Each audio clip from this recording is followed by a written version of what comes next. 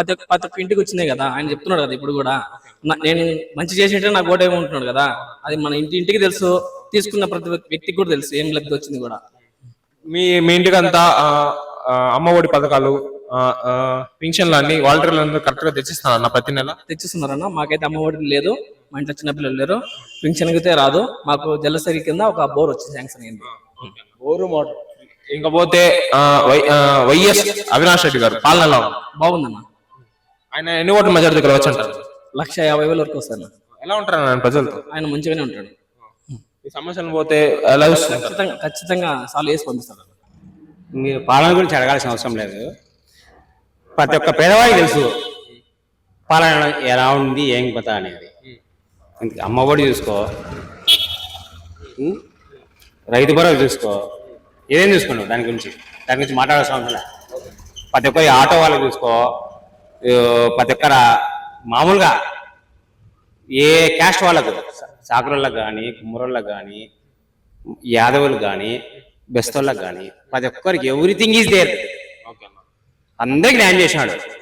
ఇలాంటి ముఖ్యమంత్రి ఎప్పుడు మళ్ళా కనీ విని రీతిలో చూడలేము మనం. ఎప్పుడైనా చూసుకో, రికార్డ్ చేసుకో, యూట్యూబ్లో పెట్టుకో. నేను మాట్లాడేది ఎవరే కానీ చేయలేదు ఇంతవరకు. నాకు తెలిసి 1978 నుంచి నీలం సంజయ్ రెడ్డి నుంచి చూసుకో, ఇప్పుడు వరకు రికార్డింగ్. 1978 నుంచి నీలం సంజయ్ రెడ్డి ముఖ్యమంత్రి ఉన్నాడు కదా, అప్పటి నుంచి ఈవెన్ ఇప్పటి వరకు చూసుకో. ప్రతి ఒక్కరికి, ఏ కులానికైనా కానీ ప్రతి ఒక్కరికి ఎవ్రీథింగ్ ఈజ్ 200% న్యాయం చేసినాడు జగన్మోహన్ రెడ్డి. ఇకపోతే ఇక్కడ వైఎస్ అవినాష్ రెడ్డి గారు పోటీ చేస్తారన్న. ఆయన పాలన ఎక్సలెంట్. ఆయన పాలన ఎక్సలెంట్. ఆయన గురించి అపోహాలు చాలా ఉన్నాయి టీడీపీ వాళ్ళవి. ఆయన మనం నమ్మకూడదు. అంటే వాళ్ళు అపోహాలన్నీ మనం నమ్మకూడదు. అవన్నీ వైఎస్ షర్మిలమ్మ గారు, వైఎస్ సునీతమ్మ గారు కొన్ని ప్రెస్ మీట్లు పెట్టి ఆయన మీద నిందలు అనేది మోపడం అనేది సంథింగ్ జరుగుతుంది. అవి దాని మీద మీ స్పందన ఏంటి? అంటే అన్న వాళ్ళ లోపాలు అవన్నీ వాళ్ళు పుచ్చుకోవడానికి ఆయన చేస్తారు. మనం దాని గురించి మనం మాట్లాడకూడదు. వాళ్ళ పర్సనల్ ప్రాబ్లమ్స్ అయ్యి. ఎందుకంటే వివేకానంద రెడ్డి చెప్పింది మాకు చెప్పింది ఎవరో మాకు తెలుసు. వివేకానంద రెడ్డి చెప్పింది మనం చెప్పకూడదు మీడియాలో. అందరికీ తెలుసు అది. అయితే ఇంకపోతే వైఎస్ అవినాష్ రెడ్డి గారు ఎన్ని ఓట్ల మెజారిటీ గెలిచే అవకాశం? మెజార్టీ అనేది కాదు, మామూలుగా గెలిచేస్తాయి. మామూలుగా 3 lakhs గెలిచేస్తాయి నాకు తెలిసి. నా ఒపీనియన్. నాకు తెలిసి ఇంతవరకు అభివృద్ధి బాగానే జరిగింది. స్కూల్స్ కానీ అవి కానీ మొత్తం బాగానే డెవలప్మెంట్ అయినాయి. బట్ ఇంకా ఆయన వస్తే మళ్ళీ ఇంకా డెవలప్మెంట్ బాగుంటుందని మేము అందరం అనుకుంటాము. ఆబ్వియస్లీ పొద్దుటూరు రాజమౌళి గారు ఉన్నప్పుడు బాగానే జరుగుతుంది. ఆయన 25 years ఉన్నప్పుడు మన వరదారెడ్డి గారు అభివృద్ధి ఏం లేదు. బట్ రైట్ నో అభివృద్ధి అయితే బాగుంది మన రాజమౌళి గారు పాలన. బట్ అగైన్ ఆయన వస్తే మళ్ళీ బాగుంటుంది అని అందరం కోరుకుంటున్నాం. స్కూల్స్ కానీ అవి కానీ అన్ని పథకాలు అన్ని బాగానే ఉన్నాయి. లభించిన వాళ్ళంతా బాగా హ్యాపీ. సో అదే ఉంటే బెటర్. మళ్ళీ కొత్త ప్రభుత్వం రాస్తే మళ్ళీ చేంజ్ అవుతాయి కదా, మళ్ళీ అందరికీ ఇబ్బంది. అలా లేకుండా ఉంటే ఆయనే బాగుంటుంది. ఇకపోతే ఇక్కడ ఎంపీ అవినాష్ రెడ్డి గారు ఉన్నారు. ఆయన పాలన అనేది ఎలా ఉంది? ఎంపీ అవినాష్ రెడ్డి గారిని పాలన అయితే బాగానే ఉంది. బట్ ఆయన అయితే మనం తక్కువ చూసేది.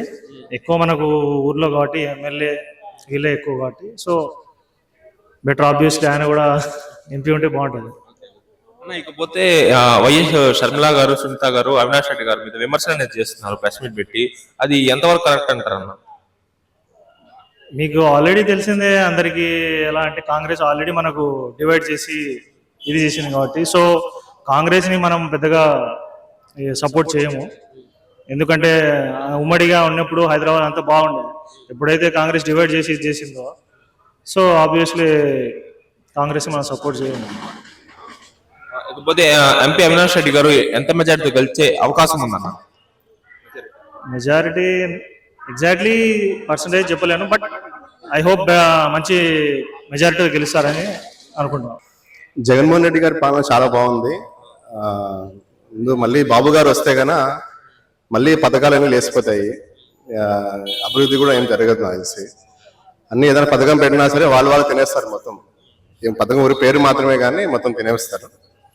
సో ఈయన ఏంటంటే డైరెక్ట్గా మనం బ్యాంక్ అకౌంట్లో వేయడము, దానివల్ల ఏంటంటే ఎక్కడే కానీ కరప్షన్ లేదు.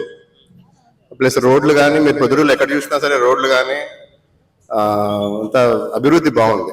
రోడ్లు కానీ పార్క్ చూసినా కూడా బ్రిడ్జిలు కడుతున్నాడు. అన్ని బాగానే ఉన్నాయి. ఇకపోతే ఇక్కడ ఎంపీ అవినాష్ రెడ్డి గారు ఉన్నారన్న. ఆయన పాలన అనేది ఎలా ఉందన్న? ఆయన పాలన చాలా బాగుంది. ఆయన కూడా ఎందుకంటే ఆయన సూపర్వైజన్ చూస్తుంటాడు కాబట్టి పొద్దున మెయిన్లీ ఎమ్మెల్యే పరిధిలో ఉంటుంది కాబట్టి ప్రొద్దుటూరు అంతా ఆయన పైనుంచి చూస్తూ ఉంటాడు అన్ని కరెక్ట్ గా జరుగుతున్నాయా లేదా అనేది. కలిసి ఆయన కూడా బాగానే సపోర్టివ్ గా ఉన్నాడు, సహకరిస్తున్నాడు. బాగానే ఉంది. ఇకపోతే వాళ్ళ ఫ్యామిలీ మెంబర్స్ వైఎస్ షర్మిల గారు, సునీత గారు వచ్చి ఆయన మీద కొన్ని విమర్శలు అనేది చేస్తున్నారు రీసెంట్ గా ప్రెస్ మీట్ పెట్టి. అది అంతా తెలిసిందే. దాని మీద అది ఎంతవరకు కరెక్ట్ అంటారు? అది యాక్చువల్లీ ఇంకా ప్రూవ్ కాలేదు కదా. అది ఇంకా అంటే కోర్టు పరిధిలో ఉంది. ప్లస్ అది బురద జల్లే కార్యక్రమం అనుకుంటున్నాను నేనైతే ప్రస్తుతానికి. అది ఏదైనా ప్రూవ్ అయిన తర్వాత మాట్లాడితే కన్నా మేము కూడా ఒప్పుకుంటాము. ఇంకా ప్రూవ్ కూడా కాలేదు, ఏం కాలేదు. మీరే హంతకులు అంటే అది ఎంత మాత్రం న్యాయం అది. అది ఇంకా అంటే ఇది ఓట్లు కాబట్టి ఇప్పుడు ఉన్న పరిస్థితి కాబట్టి ఇప్పుడు అనవసరంగా బురద జల్లుతున్నారు. దానివల్ల ఓట్లు 4-5 ఓట్లు ఎక్కువ వస్తాయని, అంతేగాని దానివల్ల గెలిచేదే ఉండదు. కాంగ్రెస్ అసలు ఇది బైఫర్కేషన్ కూడా చాలా అన్యాయంగా చేశారు. బైఫర్కేషన్ అసలు అది ఇంకా జనాలు మర్చిపోలేదో మళ్ళీ కాంగ్రెస్ కి మళ్ళీ పట్టం కడతా అని మళ్ళీ చాలా మంది చూస్తున్నారు. బట్ అది ఆ గాయం ఇంకా మాకైతే ఇంకా ఉంది. ఇకపోతే ఎంపీ అవినాష్ రెడ్డి గారు ఎంత మెజారిటీతో గెలుపొందే అవకాశం ఉందన్న ఇక్కడ? ఆయన కంపల్సరీ గెలుస్తాడండి. ఎంపీ అవినాష్ రెడ్డి ఇక్కడ మా కడప డిస్టిక్ అంతా మనం వైఎస్ఆర్సీపీనే గెలుస్తారు కంపల్సరీ. ఎందుకంటే వేరే వాళ్ళు వచ్చినా కూడా వాళ్ళ మీద నమ్మకం లేదు బేసికల్లీ. ఇప్పుడు వాళ్ళు ఊరికి చేస్తారని మాటలు చెప్తున్నారు కానీ ఏ మాత్రమో నమ్మకం లేదు. ఫస్ట్ ఆఫ్ ఆల్ మేము నమ్మేది జగన్ నమ్ముతాం.